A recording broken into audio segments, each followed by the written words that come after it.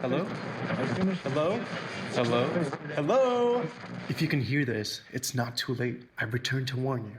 This is Time Pop, a podcast that discusses time travel and pop culture. There are spoilers. I've seen the future, and nothing is sacred to these folks. Your past, present, and future are sure to be ruined.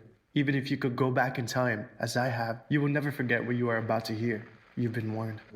This is Time Pop. Pre-shrunk silk shirts. Girl gargoyle, guy gargoyle.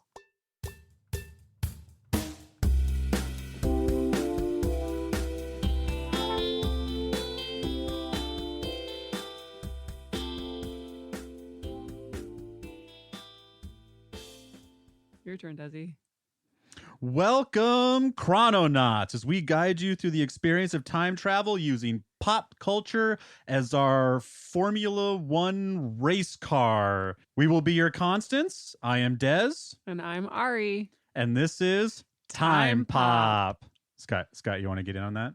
And this is Time Pop. There we go. A little off. We'll work on it. That's your thing. But that's all right. It's our first time with a guest, and we'll get into the swing of things soon enough. You know Des and Ari, so this is Scott Lifton. Say hi, Scott. Hi, Scott. Wait, I'm Scott. Great to be here. Very big fan of Time Pop, of Desmond, of Ari, and time travel. Excellent. Well, then you're going to fit right in. What qualifies you to be sitting here with us, Scott? Thanks, Desmond. That's a great question. Mostly, I would say I spent most of the 80s and 90s alone in my basement watching every conceivable movie that existed. So I have a lot of useless information in my head, and I feel like now there's a purpose to share that useless information with the world. It might not be so useless after all. Thanks. I know from experience that you have a very intricate rating system for all these movies you watch. Do you have a previous rating for Freejack? I did see Freejack in the movie theater in 1992 and remembered nothing about it until I saw it just today. Are you asking if there's a rating I have for it in the new me or the old me? We'll get to the new me later on in this podcast. We just wanted to see if you're coming in with any pre-existing Conditions. Thank you. Yeah, Yes. I believe the 17 or 18-year-old version of me, I remember thinking this was kind of an 8.5 movie out of 10. I have some different thoughts as an adult, which I will share later on. Excellent. And how are you this evening, Ari? I'm great. Happy to be here. Happy to have a guest in the studio, the wonderful and oh so very handsome Scott Lifton. Stop it, you guys. Just stop it. You can't see, but I'm currently blushing. I give you an 8.5 out of 10, Scott. Thanks. The old you, the 17-year-old Desmond, or the whatever you are now? Now, here today. Now? Okay. Yes. I'll take it. It's probably out of a 15, but I'll take it. All right. So today, What do you say? that's a 8.5 out of 15 is what his guess was. Self-deprecating. All right. So today we watched Freejack on the wonderful platform of Crackle. God bless them. As Ari shakes her head, this will be the first and last movie we watch on Crackle. Unless Crackle wants to give us some sponsorship, and then it's all about Crackle. Time Pop, sponsored by Crackle. There we go. But anyways, we watched Freejack, the wonderful movie from 1992, starring Emilio Estevez, Mick Jagger, Rene, Russo, Anthony Hopkins, a bunch of other people that I don't really recognize. I will say Buster Poindexter was in this movie. Otherwise known as David Johansen. Oh, look at that. Bringing the Also, knowledge. the infamous Esai Morales, known for playing Richie Valens' brother in La Bamba, also has a cameo. A lot of great talent. Yeah, See, that information is coming handy already, Scott. you're welcome. Written by Robert Sheckley from the novel Immortality, Inc. So there's a book that goes along with this. We might have to... Was it a successful book? I'm going to say no. Just a lucky guess. I read up on the book a little bit, and it looks like it was kind of big in the whole cyberpunk industry, books like Neuromancer and stuff like that. However, I'm thinking that they made some changes and some creative liberties to this movie that were different from the original book. Just a guess. That makes sense. I think one of the scenes that would definitely come out of a cyberpunk book was anything that took place in the bars or the nightlife. That felt very cyberpunk to me. Yes, they're playing a lot of Ministry. If anyone's familiar with that horrendous metal electronic band from the 90s. See, this is what I'm giving you guys. You're welcome. All the useless knowledge is here today. This is At your wonderful. disposal. Yeah. This was directed by the same guy. Oh, Oh, he directed Under Siege 2. There's a great movie. Nice little crossover. Oh, but the one thing I wanted to mention was that Dan Gilroy was one of the credited writers on this. This had a couple of writers, but he was also involved in writing of Nightcrawler, the recent movie, the new Kong Skull Island, the Bourne, one of the Bourne movies. So I think he got buried in one of the early writing. He was either the first person to write it and then got buried, or he was the last person to write it and saved what somehow may have actually been a worse script, if you can imagine. A worse script than what we just watched? Yeah. Oh. Yeah. Hard to imagine, but someone may have saved this. It had a very 80s vibe to it, so I feel like this might have been one of those screenplays that was bounced around through the 80s, and then they finally got around to it in the early 90s. That was the sense I got. Anyways, enough about who was behind this movie. Ari, can you tell us a little bit about what the actual movie was about? So this is a new segment that I like to call Ari's Overview. So this movie was a very unique there movie. What do I mean by that? A lot of time travel movies are there and back. They go somewhere either in the past or the present or the future, and then they come back. This is only a there movie, and that is it. So, spoiler alert, if you haven't seen the movie, I'm about to give a lot of stuff away. So, we have a race car driver, an Indy 500 type of race car driver. Formula One. Formula One. I don't know anything about that, so that's all knowledge to me. So, take two. So, this movie starts out with our main character named Alex Furlong, and Furlong. It's called Freejack, but his last name is Furlong. Don't get it confused. So he is a Formula One race car driver. Can't you tell I know what I'm talking about? So he races those really low, fast cars that go really fast. Open wheel racing. Whatever that means. I didn't know. I Races didn't realize cars. how much I knew about race cars until just Very now. impressive. Yes. I don't know what that means, but yeah, he does that.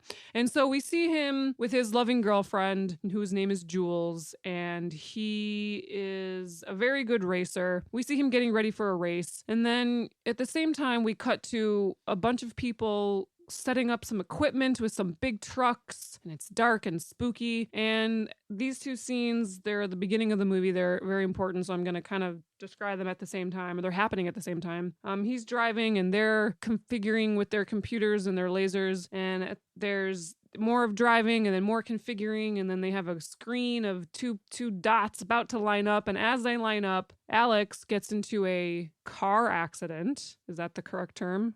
A race accident?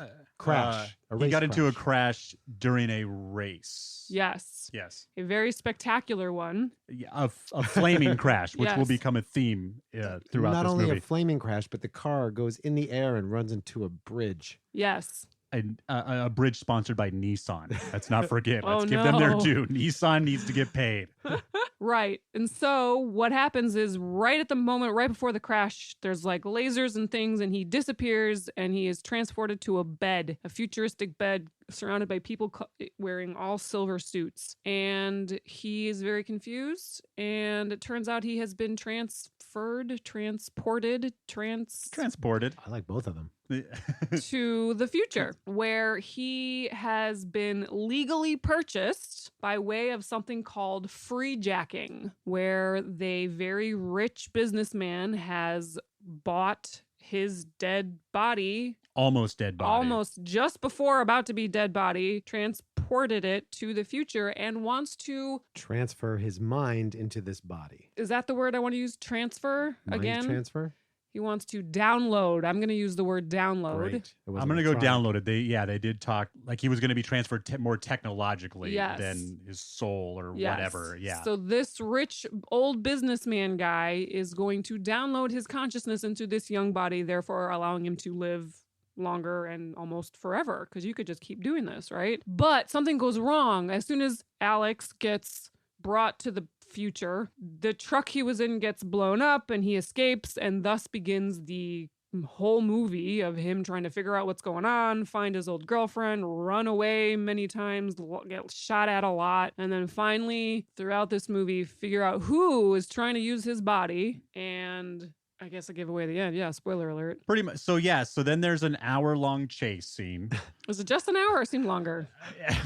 The movie essentially is a giant chase scene. It is. Yeah, it reminds me of a kind of The Fugitive, of Run, of any of those innocent person running for their lives type of film. I was wondering why I brought it up. Now I realize this guy, was it the director or writer, did one of the Bourne movies, which the Bourne movies are basically a 2-hour-long chase scene. Yeah, that's true. So this chase scene, the who done it, who did it, there's a lot of knots being tied. We'll get back and untie some of those knots. But this movie culminates in a scene at the top of a building where the gentleman who has purchased this fine young specimen and he come into contact.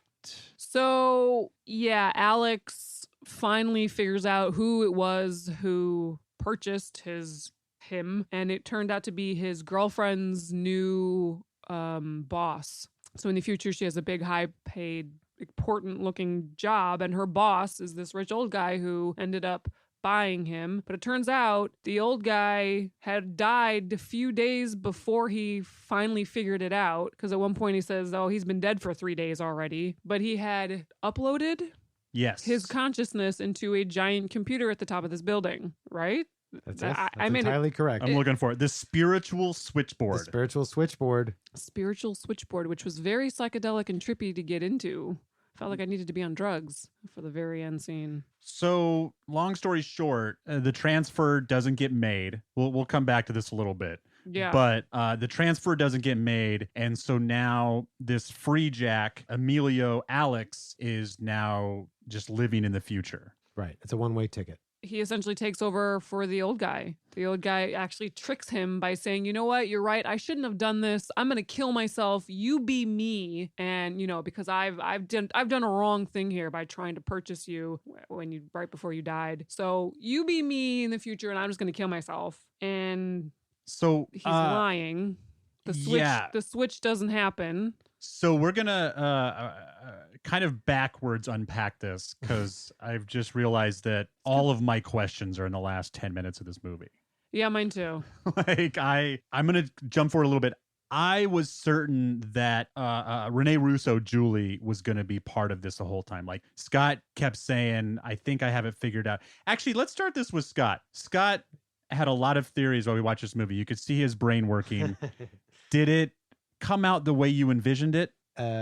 Yes, it was entirely what I envisioned. Yeah, I thought his manager was going to turn him in. I thought the boss was going to be the one that hired him, and that he was in love with his wife. This all being said, I did see this movie in '92. I had no memory, so maybe subconsciously it was there, but generally they started kind of dropping those little crumbs, I think, throughout the movie. Have you Freejacked yourself from 1992 to now? Oh my God, it's like I just saw the movie 2 days ago. That's crazy. It's funny. I was watching the movie, and I like to watch bad movies and try to see that someone try to put some artistry and symbolism in it. You know, and I was watching the beginning, and they're setting up different characters talk to him about planning for the future, and he's talking about it before his race. He's like, I can see it all, me winning, me marrying you. When he's in the taxi cab, he gives away his watch. So I'm like, oh, there's all this great, they're trying to create something rich about time. And then it's not brought up in the second half of the movie at all. I was looking for this, and I did not find it. This movie is barely a time travel movie. I mean, yes, technically. This is another one of those time travel movies that is such an interesting idea, such a cool time travel idea. And then they basically just drop it for an action thriller. Yeah. And never really deal with what is a really cool idea. So have you heard of the TV show Travelers? I've heard of it. I've never seen it. So this reminds me of the TV show Travelers, where they deal with people who are about to die, who in history have died, and they take them or use them right before they die. So it's very similar. Do they transfer them for historical purposes? No, or they transfer consciousness from the future into the person who's about to die. So at least that way, ethically, if they're taking over someone's body, they weren't going to live anyway. So there's an ethics in robbing someone of their body. Okay. I think is the base of that. Well, which is kind of, in this movie, it seems very legal. Everybody knew of Freejack. Oh, you're the Freejack. He's the Freejack. Like, it's a common thing. Part of this movie talked about it like it happens all the time. Like Yeah. everybody's freejacking. And then on the other hand, it seemed like a very rare billionaire, only Jeff Bezos could get away with this type of thing. Yeah, you have to be very rich. They were offering just $15 million, I believe, just to catch the Freejacker. So who knows how much it costs to actually hire and do the entire process. That's true. Yeah, it was a very well-known thing that seemed to never happen. Okay, so I always like to point out the laws of any time travel movie or any holes. And I only really heard of or saw one law, and they talked about the space-time coordinates. So in order for them to zap this person into the future, they needed to know their space-time coordinates, and they knew that because they had the video of his crash. So that was his space-time coordinates, was they knew the date and the time, and I guess they just could figure out, because the bridge was there, how high it was. Maybe they knew his speed. That would all be qualify as space-time coordinates. Yeah. But why was the timing so important? Like, Here's was my- it the same? I think I have an answer for that. Do you have an answer for that? Because I asked the same question that you asked. What was the question? Desmond was asking, why did they need to wait until that last second to transfer him out of his body when the Right, car's it's about to like they crash? had to time it. So they Right. were splitting the shot of him driving and them While with the crosshairs lined Yeah, up. that's what I was Well, trying it to makes explain. well here. I mean, here's my explanation because I did ask the same thing.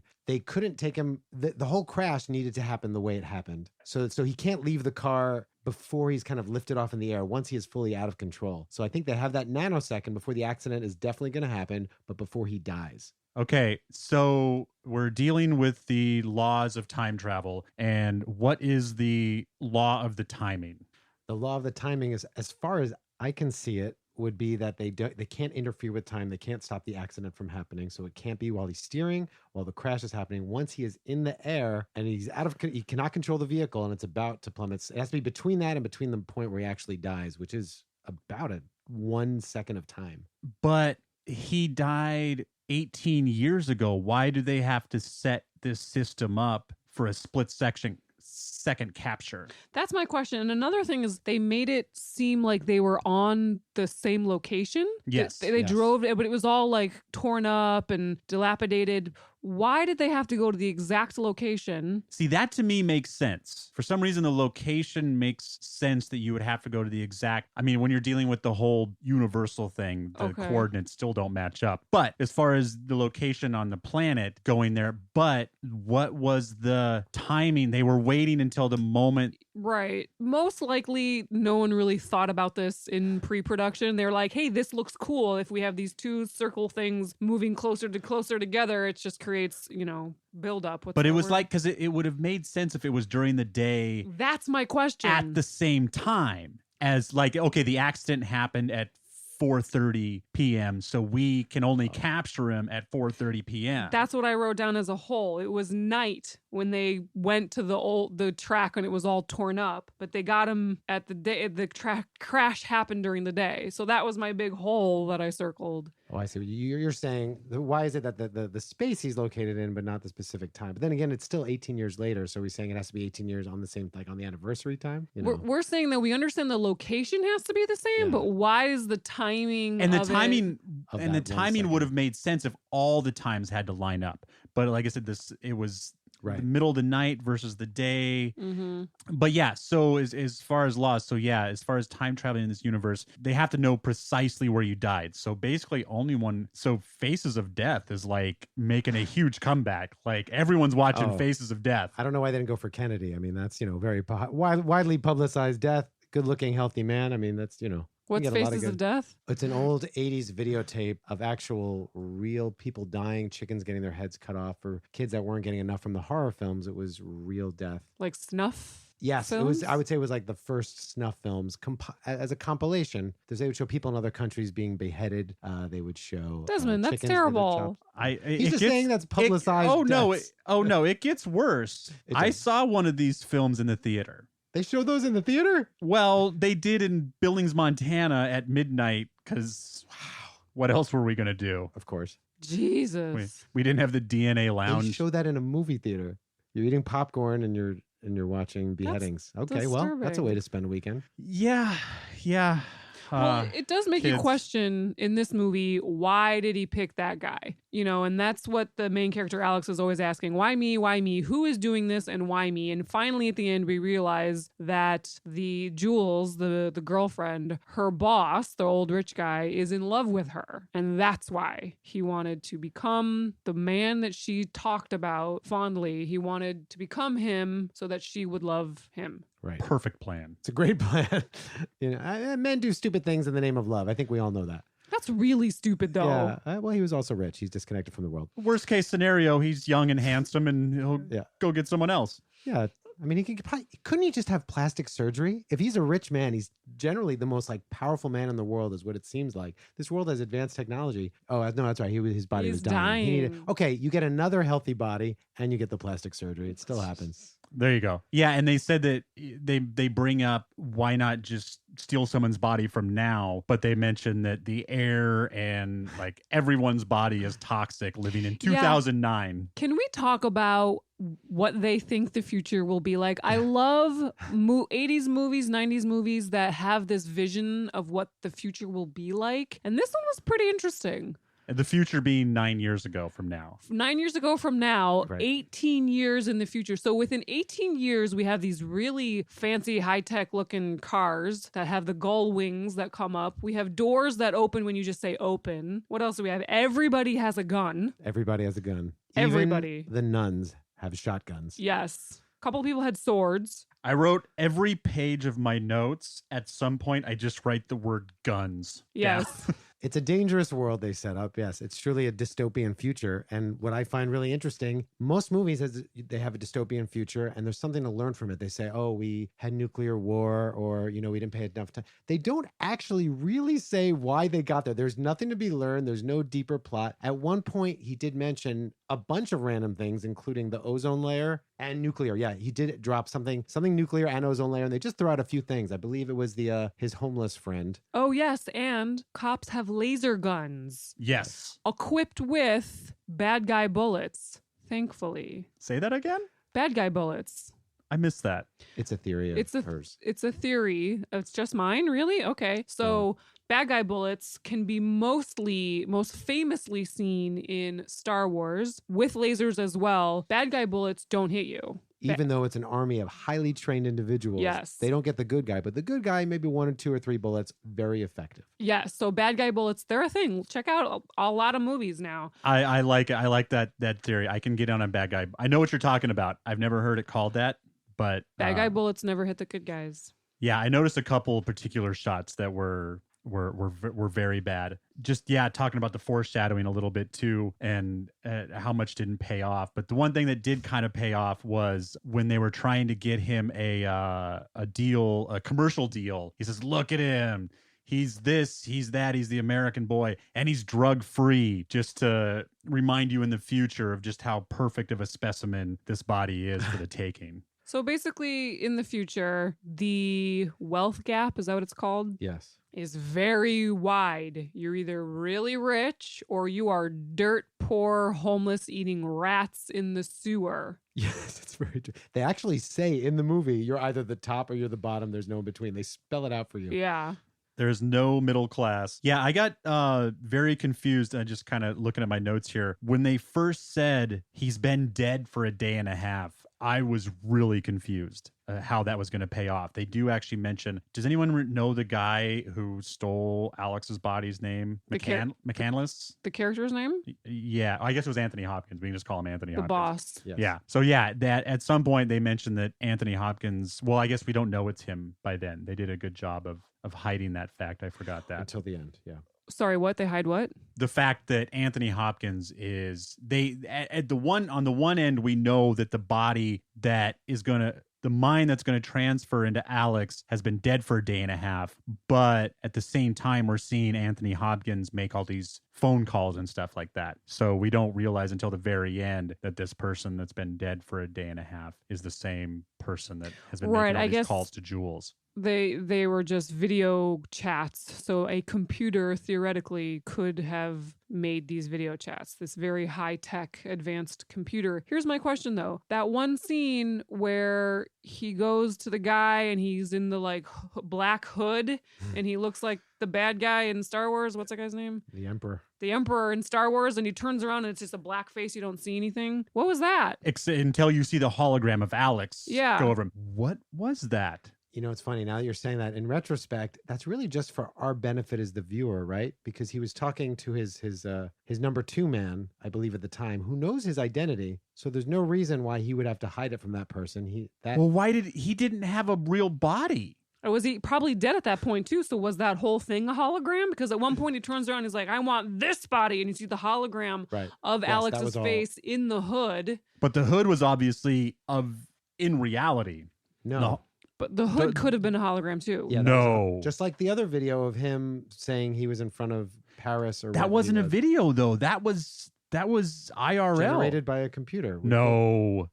No, I mean the hologram was, but those robes, because when he flashes hologram, it's just what's inside the hood. It's just the face inside the hood. The hood, the cloak itself doesn't flicker at all. Yeah, I think that was to just throw us off. It's worth analyzing. It was very worth random. analyzing. I'm not sure it's necessary to the plot in any way. Well, in addition, what is also not necessary to the plot is opening the movie with Emilio Estevez in skimpy, almost women-like underwear and his big gammy meat thighs. That's a choice. That was for me. That was free. That was a choice. That's how they chose to start the movie. He was I've never seen so much Charlie Sheen in Emilio Estevez, but there was a couple scenes early on where I saw a lot of Charlie in there.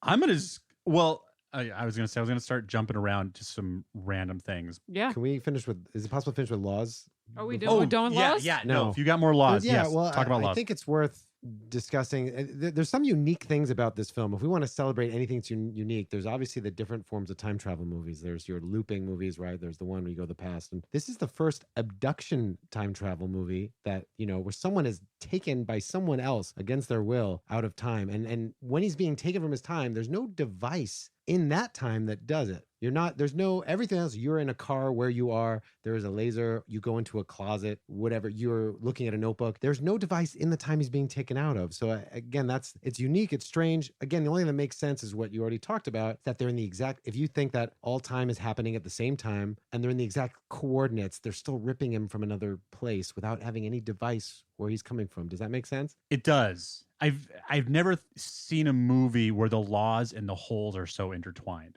Like usually the laws are over here and then the holes are over here. But this one, the law is the holes. But what I was just thinking is I wonder if they needed to be, and again, this is something they could have done, but I don't think they did, the same angle as the camera that filmed it. Because you're talking about the device that was there. The device that was there in our time is the television camera. Oh, I see what you're saying. And right. so if they had positioned their device in the future at the same time in the same position as that camera, see, where were we 18 years ago? We could have plugged all these holes, you guys. No other movie has snatched someone from a different time. Everyone's going into a device or doing something in their own time and space. So it's unique. It's strange. And they conveniently don't explain it at all. Yes. They do not explain how they do this. How it's done, which I personally would have liked to have seen more of, obviously. Yes. The time traveling aspect of it, but that's not what this movie was. This is not a time travel movie. This is an escape, runaway, don't get shot at movie. So he's transported. You're almost saying, right, they're in the same location, so they're just going through time. This is, again, suggesting the theory that time is happening at all time, at the same time, and they're just kind of maybe creating a door and specifically yanking someone. But even if they did that, wouldn't they be pulling him into their time at the bridge area at a very high place, and then he would kind of fall? Well, because I think they get so close and then they just don't tighten it up. Because they could have very easily because he does drop onto the table. Like I think he drops from a height down to a table, but that table is 50 feet away from he falls. Like all they had to do was move that car right up to under the bridge, get the timing just right. I mean, you could say that it was like a transporter, like what they do in Star Trek. They're transporting matter as through time as well. So in that case, they could have been anywhere else. Anywhere else. Maybe just more convenient that they went to the racetrack. Yeah, why would that's the best explanation, that it's kind of like a Star Trek transporter, but you just need to know the exact coordinates. I don't know. That's dangerous, though. Really, it's nice that they're being ethical, that they're taking someone who's about to die, because you could just steal anybody that was ever on a TV that's been recorded. So it's scary proposition. So That would be a much Yeah. more interesting movie, really, if they took that further. The technology in this movie is very interesting. Being able to download your mind, upload your mind, steal people from another time. Right. But There's like so Ari- many Ari movies said, I want to see now. Besides, I just with this is such a fascinating time travel possibility that they just. Yeah, but just like Ari said, they conveniently did not explain anything on purpose to cover their Well, tracks. because after he's which in gives our less world, holes. Yeah. yeah, let's imagine that can happen. Like, there's really not that many holes. I mean, there's a lot of holes in the technology of the mind transfer later on that has nothing to do with time travel. Like those holes, Like just a hole. like the fact that they use a big crystal to do it. That's what's powering this thing's big white crystal in the center of this ball. So let's jump for a minute. So we have the time travel technology beginning. Fascinating. We could unpack that forever. Big chase. Now we're at the end. Now we're in the spiritual Switchboard. switchboard. This was bonkers. That's the only way I can say it. I mean, the way that Anthony Hopkins was walking around, talking about stuff, popping almost in and out of reality, standing right next to them. They just really took the liberty with, this is the future. We can do whatever we want. I mean, there was a computer over in the corner. I just love it. They always, when movies from any time before 2000 do the future, computers are still getting bigger and bigger and bigger. And the buttons are still this big and glowing red. I think, did anyone notice, was there a magnetic tape on that machine? I mean, it was a full dome, I believe. They were kind of inside a giant computer. And so now, is this where all the transfers take place, or is this just Anthony Hopkins' building? I believe that, because even the nun had described the switchboard, that they created the technology, their company runs it, and that is where it takes place. Okay. So this is a fully legal operation. No, in the movie, it's In the fully movie, it's legal.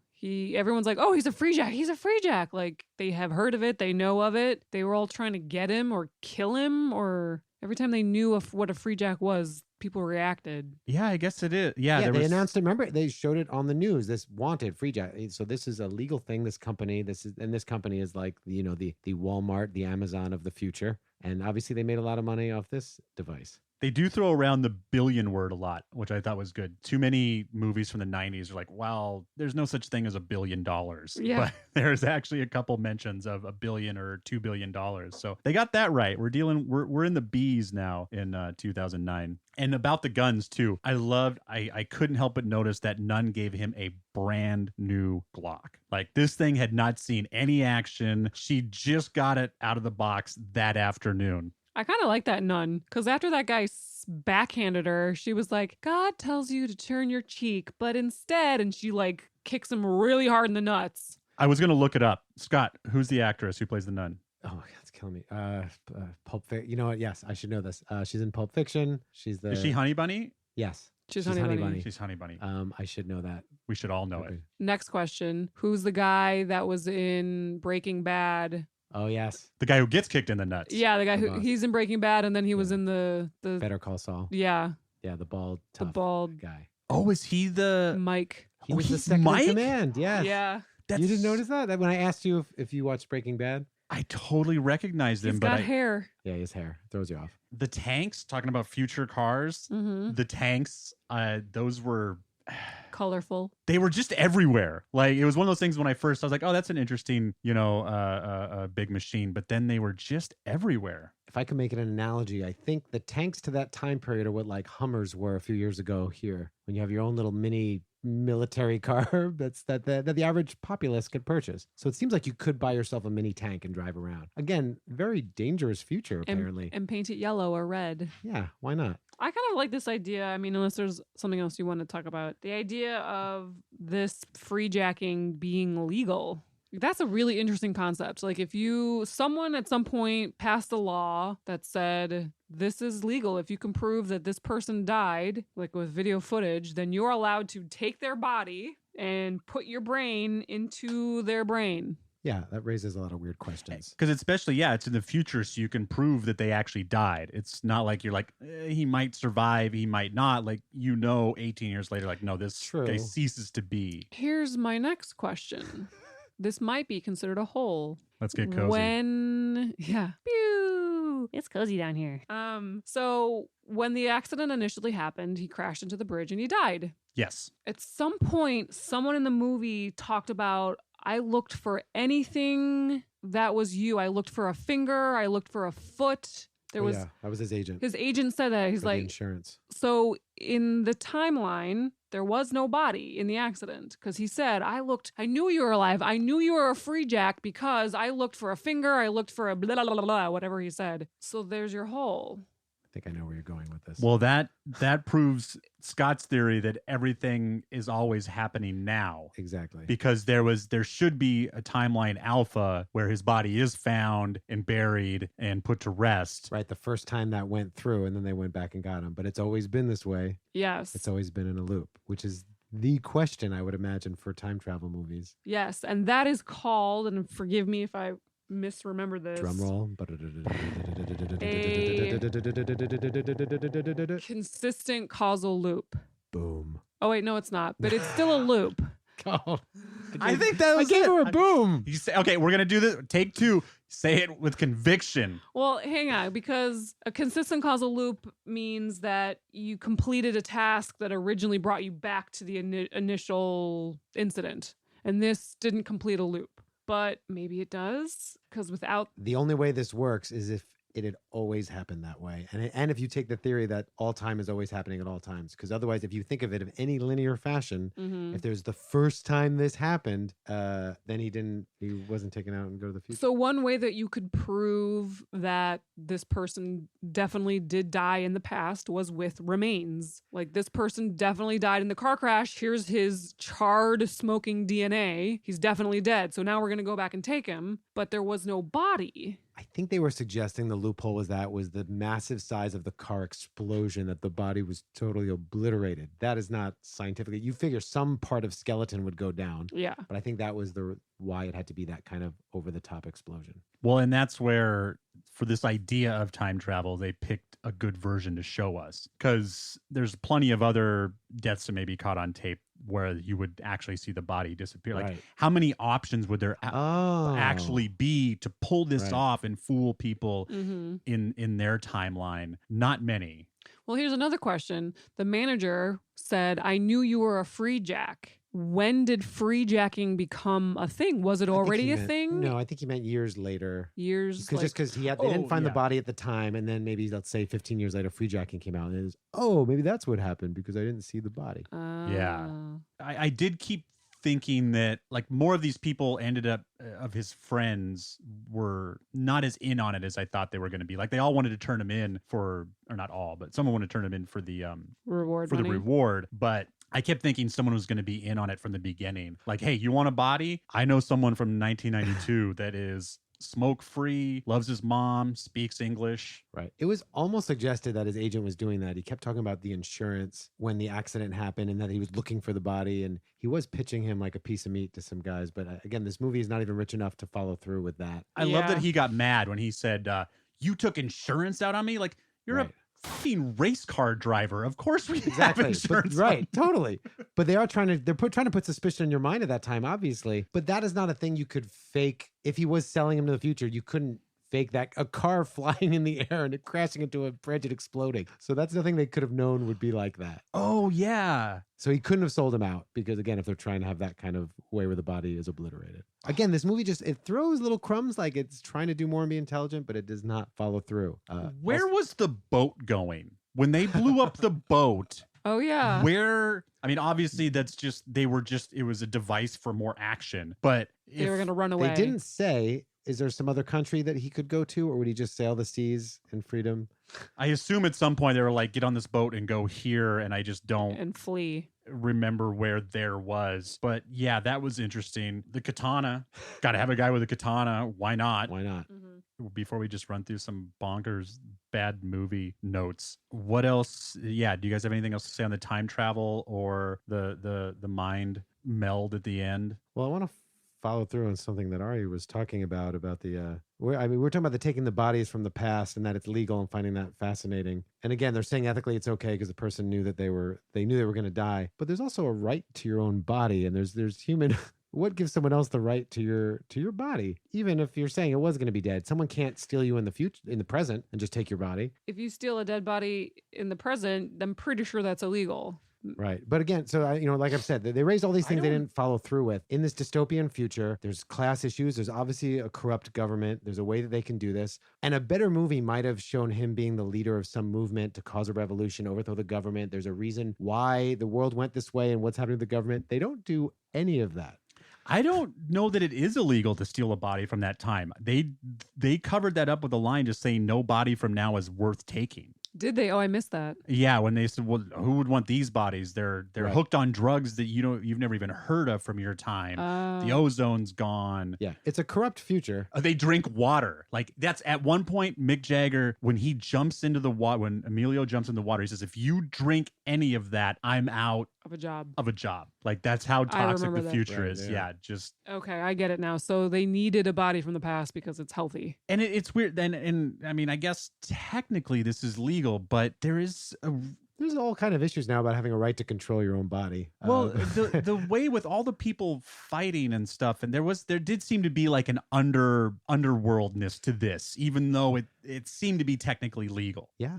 This is what I'm saying to you. It's almost like they were trying to have a better plot. They talked about the fact that he was not getting caught, that he was giving hope to the people. The bodyguard that even's like, you make my grandmother happy. Almost like they're building up this thing, like it's a Flash Gordon, like he's going to lead a revolution. There's so much they could have done of, hey, this is why the world went sour. This is why our government is corrupt. There's a big wealth gap. And then this man becomes a symbol of the people rising up, but they don't. It sounds like some scenes might have gotten cut. I'll bet you the book is, whatever, is so much better. Yeah. I mean, they probably cover some of this. And there's some, I have a note too that just says one take exclamation point. They could have screened this as like hard sci-fi and they're just like, no one gives a shit, just blow some more stuff up. And they went back and added some extra chase scenes and some more gunfights. Actually, I in some of the notes I read about in the movie, apparently they had to go back and they reshot 40% of the film trying to put That's exactly what it seems like. They said more jokes and more action scenes after the original. They said it was such a disappointing first showing that they reshot 40%. That's kind of what it feels like, actually, now that you mention it. This movie is ripe for a remake. This story has so much potential, more into the science fiction of the time traveling, the snatching bodies, the AI, the mine uploading, downloading. This remake.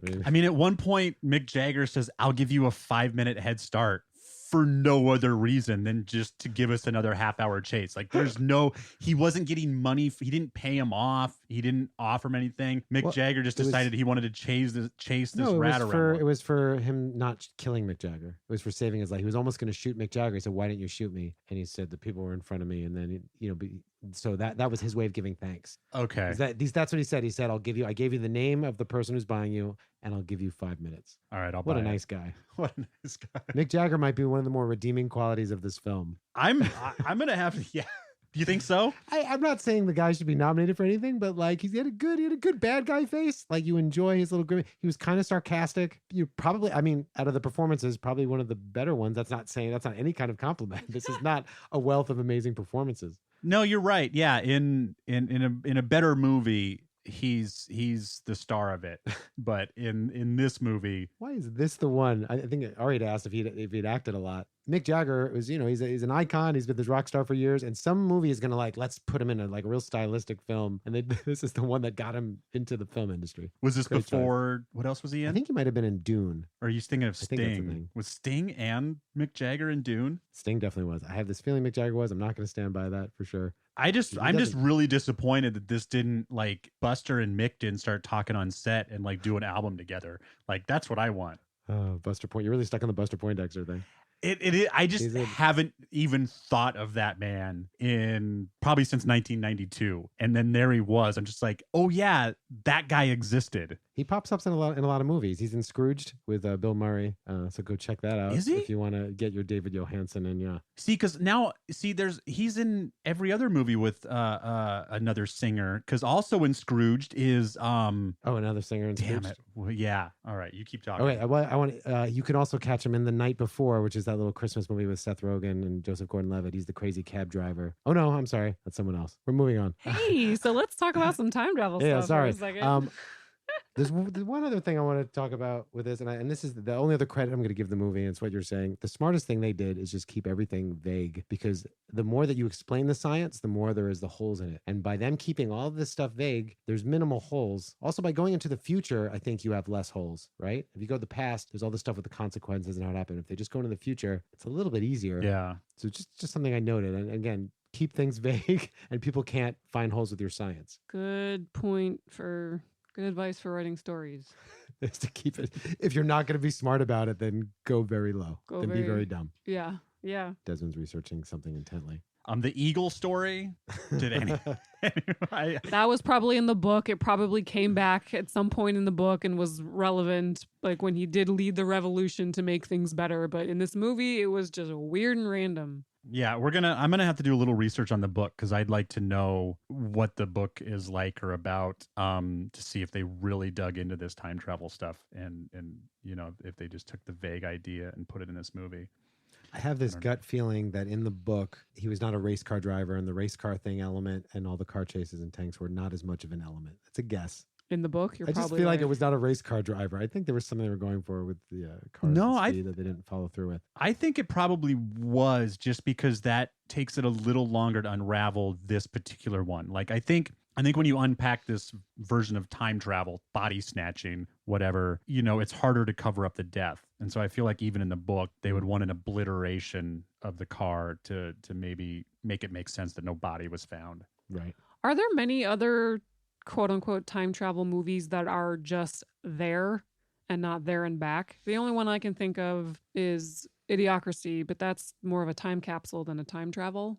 Are there many one-way time travel films? One-way time travel. You're right, because the whole point is always to get back. Mm-hmm. And this one got away with it by he still got to be with the one he loved. Mm-hmm. So he didn't have to come back. Any other movie, he would have had to come back for his one true love. Of course. Yeah, that's if we want to try to celebrate the unique things about this movie, I think, that's it also. And also that it's very rare to travel to the future. Besides Back to the Future 2, I'm not sure that many examples of time traveling you see movies taking place in the future, but not traveling to the future. Mm-hmm. Yeah, Ari and I have talked about that a little bit. And this is going to go in a very special category of this podcast already of future movies. Most stories go to the past. Although if I were given the option, I would absolutely go to the future. Scott, would you go to the past or to the future if you could time travel? It's funny, and this is getting very practical of me. If you go to the future, and you have a better chance of the technology being available to go back to your timeline if you want. If you go to the past, as we've seen in movies, things get crazy. So yeah, that leads us to our next question. So this is a very weird movie to ask this on, because he has no agency over this. But let's say we'll just do it just like Emilio did, where you get snatched, you fight off the guy who was going to steal your body, and now you're in the future to exist. Do you want to travel this way? What do you mean travel this way? You have an option to travel that way to the future? Most of the time when we talk about movies, I would just simply ask, if time travel existed in this way, would you take it? Oh. But since this is a body snatching movie, it's an interesting question to ask, but I guess I just have to ask it. If you could basically be snatched to the future or not travel. Okay, I get what you're saying. In the exact way that this movie was, where you just died. Yes. And you got snatched away. Yes, I would want to do it. You would. Yeah. I guess, yeah.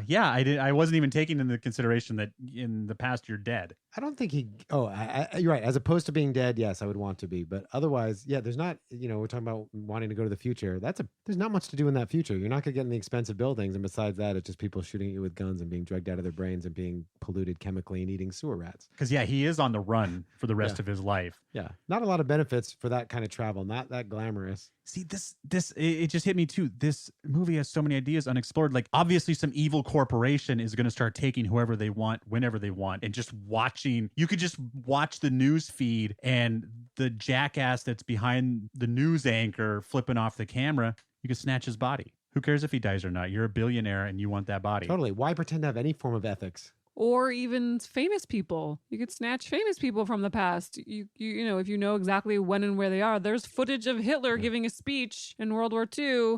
Just snatch him away. Problem solved. Why does it Yep. always go back to Hitler? James Dean is living in one of those buildings in the future, probably. Just go into Making movies. any stage in Hollywood, and I just wander onto the set of Friends and become Matt LeBlanc. You could totally be Matt LeBlanc. Oh, you'd be such a good Matt LeBlanc. You'd be such a good Matt LeBlanc. All right, do it. How you Give doing? us a yes. How you doing? That's what I was waiting for. You I take got it. back my answer. I think I'd rather go back to. I'd like to be in the '60s and enjoy some hippie counterculture. That's not Very the exciting question, time. Scott. I know, but my earlier question about the past. You or the would future. rather travel to the 60s than the future. If it's this future, if it's No, the no, no, dystopian no. future, This or is- a good future.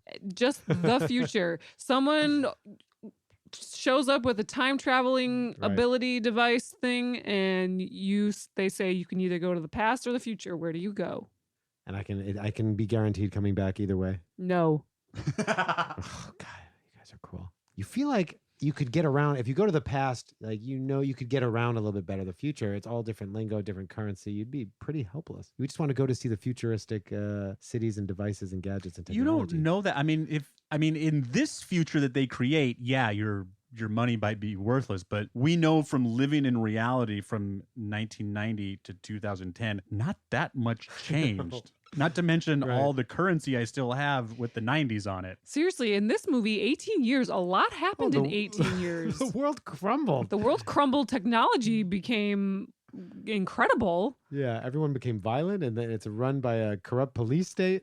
I mean, if you traveled from 10 years ago until now, you could just keep your iPhone from 2008 and no one would think you were But weird. when you want to travel to the future, do you just want the 10 years where it's not that different, just clothing and fashion has changed? No, No. you want to go far to the future where trains are flying and, and floating buildings and we're living in space colonies. But if you go to the past, you know what's going to happen. You could play the stock market. You could change history. You could save JFK. Is it weird that I just want to be like in San Francisco in the 60s and just partying with a bunch And of do hippies on drugs? acid? Is that strange? I just want to be in the mix of like such a live time in human culture and I'm so counterculture. disappointed. But see, if you're going to the future, see, I would want to travel in a short enough amount of time where it would make sense that I would still be alive, and I would do I would put 10 grand in an IRA, and then just 50 years from now, just be like, I'm going to cash out. And then see, I'd want to do it because I was practical realizing that I want to do what you want to do. I want to sit on my ass. But if I I don't go really back, want to sit on my. I want to see the time. I am. I kidding shouldn't around. say. Sorry, you didn't say that. I have a putting- healthy scare of LSD. I am just, it's a very alive time. That being said, the future is also amazing, but I'd want to go far, and then going that far is very scary without having the proper information. I want like 50 years in the future, right? How much do we have to go to see the flying trains? Do you guys know? You know, you're the experts. How far to the flying trains? I'd say 1,000 years. Trains or cars? Well, 1,000 years. That's when we're just floating. We have 1,000? giant heads, and we're just floating with our consciousness. Think about how much has happened in the past 1,000 years. And plus add on exponential. I mean, I guess I'm looking at the last 100 years going the same as the next 100 years. But I But forget add that. on exponential when it Let's comes say 100 to... years. That'd be good. Yeah. I guess yeah, with exponential growth, because Back to the Future, it proposed that we were going to have flying cars a couple years ago, and we're not. Yes, they exist, but we are so far from everybody commuting in them, and so I think that how far did Back to the Future go? 30 years. So in 2000, what would that be? I don't know how to do math. 21. 2048, 30 years from now. Oh, Back 30 years Back from to the Future style. 2048, yes. You go 30 years. We What would've- do you? It We could would have happen. flying car. We'd have self-driving flying cars. That's pretty realistic for 30 years.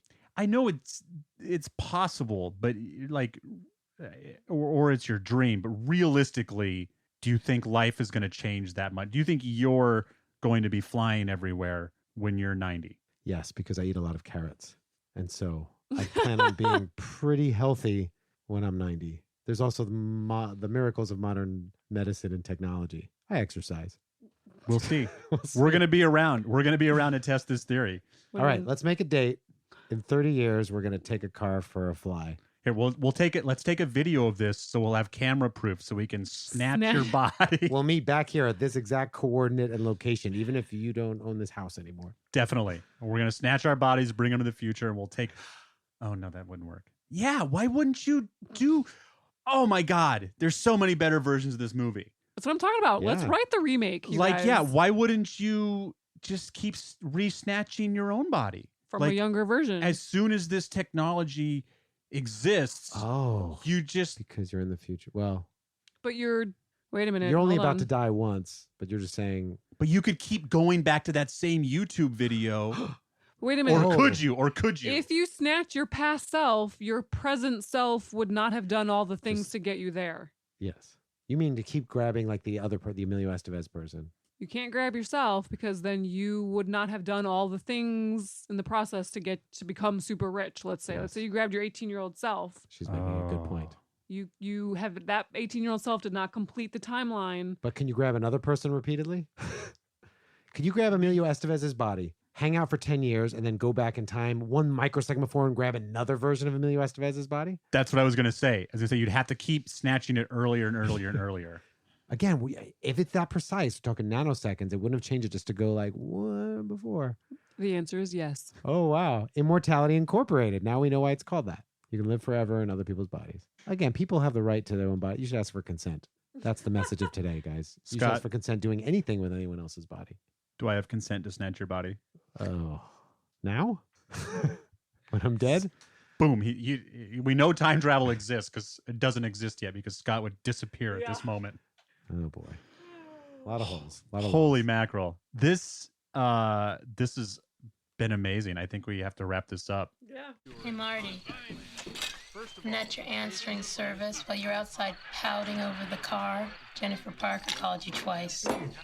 And now for a little break into Contact Land. Thank you all for listening to this classic episode of Time Pop. I apologize to any of you who are looking forward to the Terminator episode this week, but we had some technical difficulties, so we had to break out this bad boy. Hopefully Scott Lifton's beautiful voice has soothed any pain you're having. Don't you worry about it. We'll get that Terminator episode out before Dark Fate, and then of course we'll have one last episode on Dark Fate. For those of you not excited about this whole Terminator experiment, sorry for the troubles. Hopefully all the episodes in between are keeping you interested, and please let us know what you would like to hear. I've been holding off on some of the bigger titles until now. I just wanted to make sure we kind of had all of our kinks worked out, and I'm feeling confident that we do. So we'd like to hit some of those high profile ones that I know you're thinking about. You can't believe we haven't done this or we haven't done that.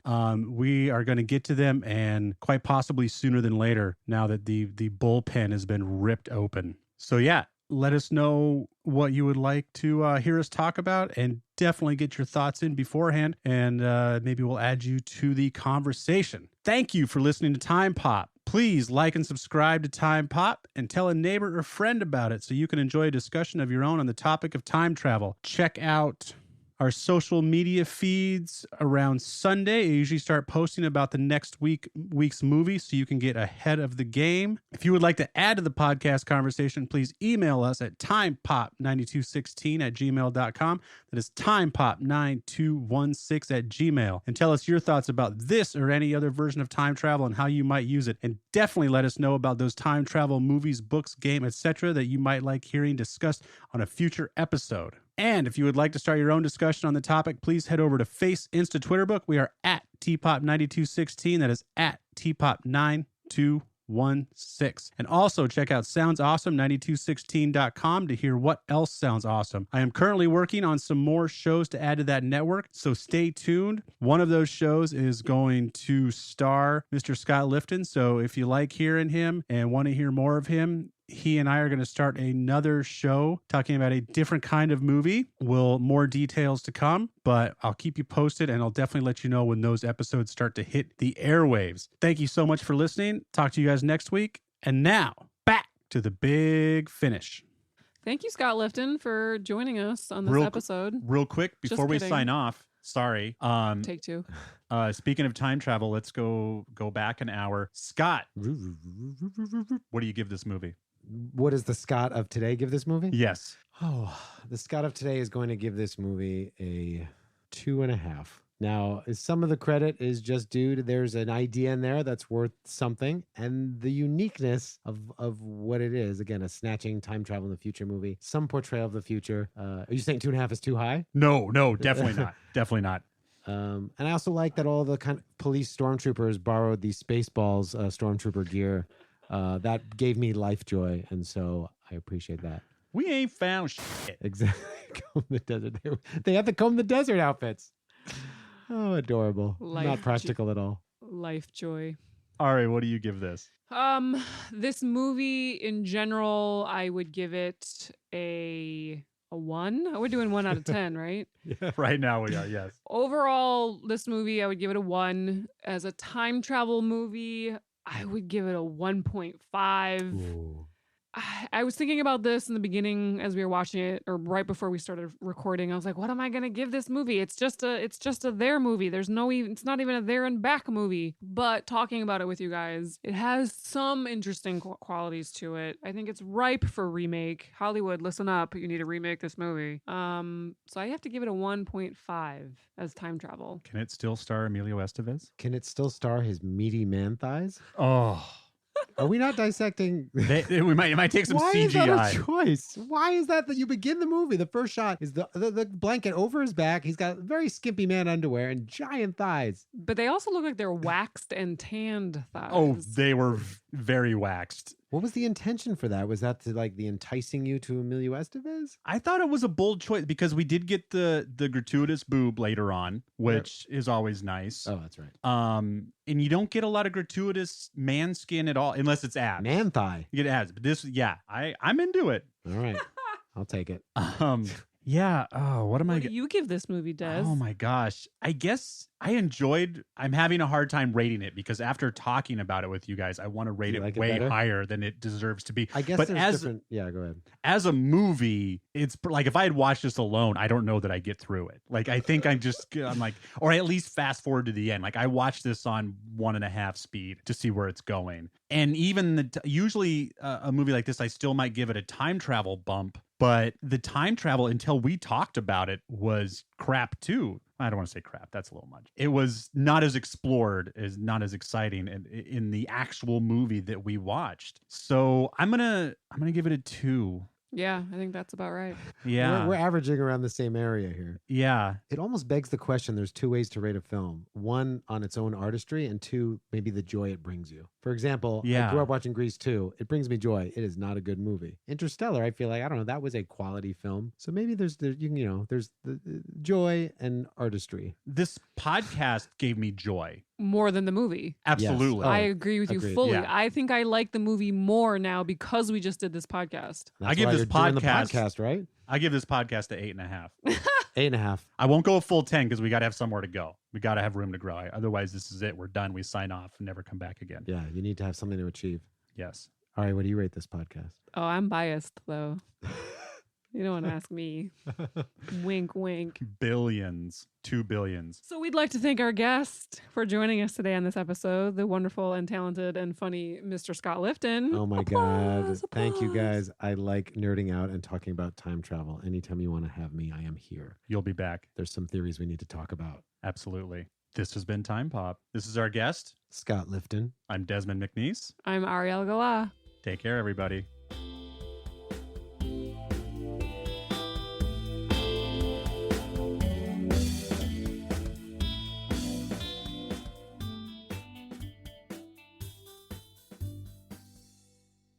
Pew! It's cozy down here.